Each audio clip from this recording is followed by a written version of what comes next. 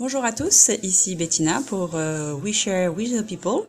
Je suis avec Stéphane et Barbara pour la coop Interface qui va vous présenter leur coop, leur projet, d'où ils viennent et puis nous donner un petit aperçu de ce qu'ils ont rencontré à travers de leur expérience sur les différents projets à Montréal et puis les challenges qu'on peut rencontrer. Donc, bonjour Stéphane. Bonjour. Bonjour Barbara. Allô? Voulez-vous nous présenter Coop Interface?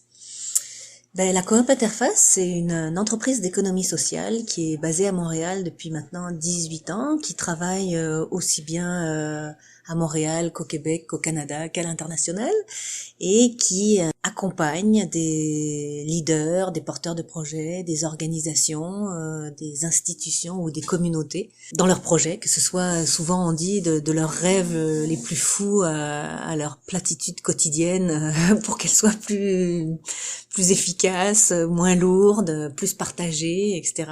En fait, souvent on s'adapte à aux demandes qu'on nous fait avec les valeurs des autres et pas seulement avec les nôtres, à condition qu'elles soient pas en désaccord avec les nôtres, bien sûr. Et puis, à la base, avant même la coop, on est tous issus on a des parcours qui font qu'on s'est retrouvés dans une coopérative. Moi, par exemple, j'ai toujours été branchée dans des systèmes collectifs, partagés, que ce soit en vivant dans des communes, que ce soit dans un CEL, un système d'échanges locaux en Europe, donc des systèmes de troc, des systèmes de tentatives de faire autrement qu'avec le système capitaliste dominant là. Et puis la coop est venue me rejoindre parce que à cause de son système de gouvernance partagée, à cause d'un système de liberté. Puis nous à la coop, on en a fait aussi un système de plaisir là, c'est pas juste travailler, oui, on a besoin de gagner notre vie, mais c'est aussi d'avoir du fun puis de. Vous êtes combien en fait dans la coop? On est 5 membres. D'accord. Et ça fonctionne comment? Mais en fait, on est des travailleurs autonomes fédérés dans une coopérative, donc on touche des honoraires, c'est ça qui est caractéristique notre statut de travailleur autonome, mais on est co-membres, coopérants, copropriétaires de notre entreprise collective, et donc à la fois on doit aller chercher des clients, on offre un accompagnement et des contenus selon le type de mandat qu'on fait, et puis on gère aussi notre propre entreprise en étant on se répartit les différents volets qui soient financiers, ressources humaines, développement, etc., etc. Donc on n'est jamais complètement déconnecté du terrain là. On est oui consultant, mais on ne souhaitait pas devenir consultant en haut de leur tour, déconnecté de la réalité. On est gestionnaire d'entreprise et aussi impliqué dans notre milieu, que ce soit à titre collectif, d'entreprise ou individuel. On est chacun sur des CA, dans des comités locaux, impliqués d'une façon ou d'une autre dans des projets collectifs. Et toi, Stéphane, quand est-ce que tu as rejoint la coop et qu'est-ce qui t'a amené à rejoindre la coop et Barbara, parce que Barbara, finalement, c'est toi la fondatrice. Non, pas du tout. Ah bon? Les fondateurs, à l'heure actuelle, parmi les membres, il n'y a plus de fondateurs. Et la dernière fondatrice est partie en 2008. Donc peut-être tu peux refaire un historique lié au forum et tout ça rapidement. On peut repartir de là. La coop a été créée en 98, effectivement, au moment du sommet pour l'emploi, qui instituait différents chantiers, dont celui de l'économie sociale. Et il y avait des praticiens du développement local qui étaient fédérés au sein de l'IFDEC, l'Institut fédératif de développement économique communautaire. Et quand ils ont vu arriver le chantier et les premiers chantiers, justement, les CPE, l'aide à domicile et autres, ils se sont dit que ça serait bien d'avoir de l'expertise terrain pour accompagner ces développements-là. Et donc c'est à ce moment-là que la coop Interface a été créée en octobre 98. Pour répondre à ta question, moi je suis arrivé au Québec en 2000. Je venais de France, où j'étais consultant dans une société coopérative ouvrière de production, une SCOP, où on accompagnait des projets d'économie sociale. Donc quand je suis arrivé, finalement, via le jeu des réseaux, etc., je me suis très rapidement retrouvé sur le chemin de la coop Interface. Et depuis septembre 2000, j'y suis. Donc, 15 ans. En fait, c'est la poursuite d'un cheminement personnel que j'avais entamé en France. De formation, je suis plus gestionnaire, plus universitaire, plus tourné naturellement vers l'entreprise privée, mais d'expérience aussi, je me suis retrouvé à accompagner les projets plus sociaux, d'économie sociale, etc. Et en fait, j'ai découvert tout un monde qui m'a passionné. et où j'ai encore l'impression d'apporter quelque chose de plus dans le système global. Donc là, en fait, on parle qu'une coop, finalement, c'est plus de l'économie sociale que l'économie collaborative en tant que telle, qui est le mouvement. Est-ce qu'on peut dire ça? Quelle est la différence finalement entre économie sociale? Est-ce qu'il y a une différence entre économie sociale et économie collaborative? L'économie sociale, elle est définie. On essaie de la définir avec ce qu'on appelle les 4 P de l'économie sociale, où on privilégie l'être humain avant l'argent et les profits, où on privilégie la démocratie interne, où on cherche à rendre des services utiles à la communauté. Et puis le dernier, je ne sais plus. Il y en a un dernier en tout cas. Et dans ce sens-là, on peut mettre à l'intérieur de l'économie sociale pas mal de systèmes qui répondent à ces valeurs-là. Et l'économie collaborative, et là il peut y avoir un débat jusqu'où va l'économie collaborative, c'est intéressant, mais peut être intégrée à l'intérieur du chapeau de l'économie sociale. Ou pas. Oui, c'est qui englobe qui ou... Ouais, c'est ça. Il y en a un qui est une approche, de mon point de vue, en tout cas. On peut être dans l'économie collaborative, dans une entreprise d'économie sociale, dans le communautaire, dans le privé. C'est intersectoriel, de mon point de vue. Là. Mais on qualifie par exemple Airbnb d'entreprise d'économie collaborative, dans le sens où monsieur, madame, tout le monde peut intégrer avec son bien immobilier l'ensemble de la plateforme de partage de séjour. Maintenant, si on regarde un peu plus loin, il y a un partage des revenus qui se fait vis-à-vis des propriétaires des biens immobiliers qui sont mis à disposition, mais le fondateur d'Airbnb est propriétaire tout seul de sa compagnie, décide tout seul de ce qu'il fait, sans consulter les différents propriétaires, et au final, je pense que c'est un des exemples des millionnaires du web, là, des dernières années qui est mis en avant. Donc, est-ce que cet exemple-là d'économie collaborative serait sous le chapeau de l'économie sociale? Non, parce qu'il répond pas aux 4 P, aux 4 critères. Effectivement. Moi, je voudrais en savoir un peu plus aussi, parce que ça fait donc depuis 98 que vous existez. Vous avez vu passer un certain nombre de projets, même si vous n'êtes pas là depuis 98. Quels sont les types de projets que vous avez rencontrés et qui sont surtout porteurs dans la nouvelle mouvance justement de l'économie collaborative / sociale? Ce que je vois à travers l'économie collaborative, c'est de changer un petit peu le modèle dominant, ou d'être en rupture avec les systèmes en place.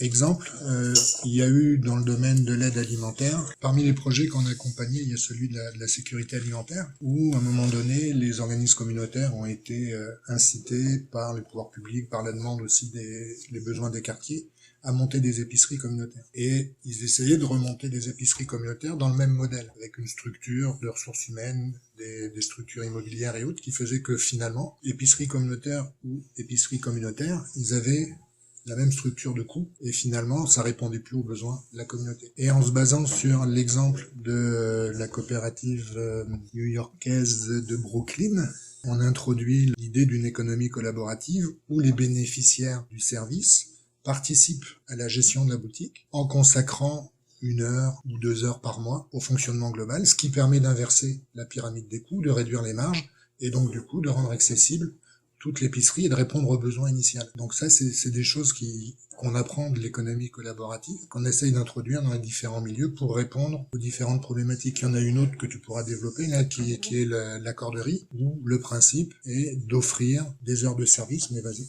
L'idée, c'est justement de faire en sorte que les gens se prennent en charge en fonction de ce dont ils veulent bénéficier comme service. C'est un principe de mise en réseautage de toute personne qui est sur un territoire relativement proche. Donc l'idée, c'est il n'y a pas de monnaie, il n'y a pas de monnaie d'échange, on s'échange des services et tous les services valent 1 heure. Donc on peut arroser les plantes de la voisine qui part en vacances, on peut avoir quelqu'un qui vient nous réparer notre lave-vaisselle, on peut avoir quelqu'un qui vient nous faire un massage, on peut avoir qu'importe le type de service. Donc l'idée, c'est de dépasser ou transcender le système marchand pour devenir actif et d'offrir des services et d'en bénéficier. Donc c'est à la fois un côté, c'est comme une économie sans monnaie, et ça permet aussi, parfois il y a des effets secondaires pas négligeables, sortir de l'isolement social, socialiser, rencontrer des gens, être en réseau. L'idée, c'est aussi de créer des écosystèmes plus humains, plus viables, où on se contente pas de rentrer chez nous sans jamais adresser la parole aux voisins, mais de se connaître et d'essayer de combattre un système qui nous incite essentiellement à travailler, consommer, dormir et rester chez soi. Moi, j'ai une question par rapport à tout ça, parce que, pareil, encore une fois, avec l'expérience qu'il y a de Coop Interface, c'est d'essayer de comprendre comment la sharing economy comment elle peut s'intégrer dans l'économie actuelle, qui est une économie capitaliste. Et donc, est-ce que c'est deux systèmes différents et il y en a un qui va manger l'autre? Doit-elle faire partie, en fait, de l'économie actuelle? Est-ce que vous avez une idée un peu? Ce qui fait la force du système capitaliste, quand même, c'est depuis sa création, on va dire, à la fin du 19e siècle en Angleterre, le système capitaliste, il a su s'adapter à différentes mutations. Il a vu partir un petit peu les révolutions marxistes et autres. Puis si on regarde aujourd'hui, on se rend compte que malgré tout, à travers ces mutations, il a pu passer à travers pas mal d'obstacles. Et je pense qu'il a cette capacité à toujours s'adapter.